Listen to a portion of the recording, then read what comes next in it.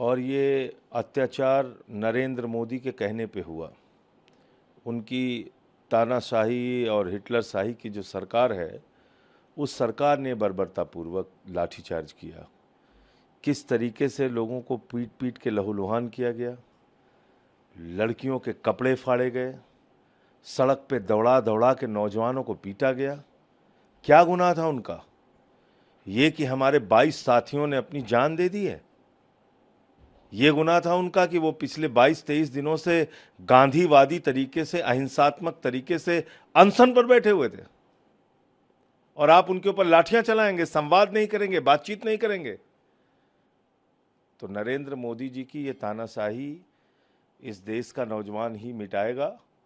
और कल जिस तरह से लाखों की संख्या में पूरे देश का नौजवान दिल्ली में आया, अब मुझे लगता है कि ये आंदोलन रुकेगा नहीं, लाठी और डंडे के दम पे, और इसका विस्तार होगा पूरे देश के अंदर।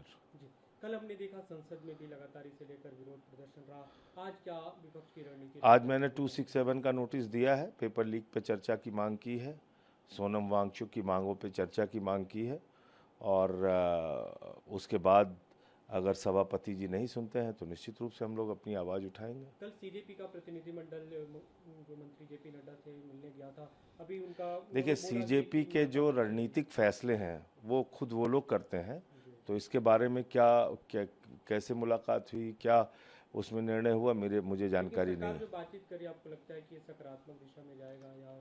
सरकार तो लाठी चला रही है, क्या बातचीत कर रही है? लाठी से बातचीत होती है? सरकार तो बर्बरता दिखा रही है, आंसू गैस के गोले छोड़ रही है।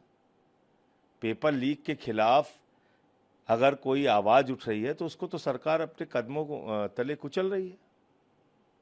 सरकार कौन सी अब बातचीत कर रही है, नौटंकी कर रही है? पंजाब के किसानों ने दिल्ली की तरफ कूच किया, जो यूएस डील है, ट्रेड डील, उसके खिलाफ उनका कहना है कि ये छोटे किसानों के लिए और खासतौर पे सभी किसानों के निश्चित रूप से हम लोग पहले भी कह चुके हैं कि ये आत्मघाती है और इससे भारत के किसान बर्बाद होंगे। तो निश्चित रूप से किसानों की मांग जो है वो जायज है। एक अंतिम सवाल, राम मंदिर जो कैश को लेकर जो तमाम विवाद हुए, जो काउंटिंग को लेकर जो कैश काउंट किया जाए, तो उसके लिए नई टीमें गठित की गई है मंदिर ट्रस्ट की तरफ से, जो प्रबंधन की तरफ से एसबीआई के। अरे, चोरों की टोली है। पहली बात तो चोरों के खिलाफ अब तक कोई कार्रवाई नहीं हुई। सारे डकैत घूम रहे हैं खुलेआम, जिन्होंने प्रभु श्री राम के मंदिर का चंदा लूटा, निर्माण कार्य में कमीशन खाया, जमीनों के नाम पे घोटाला किया, वो तो खुलेआम घूम रहे हैं।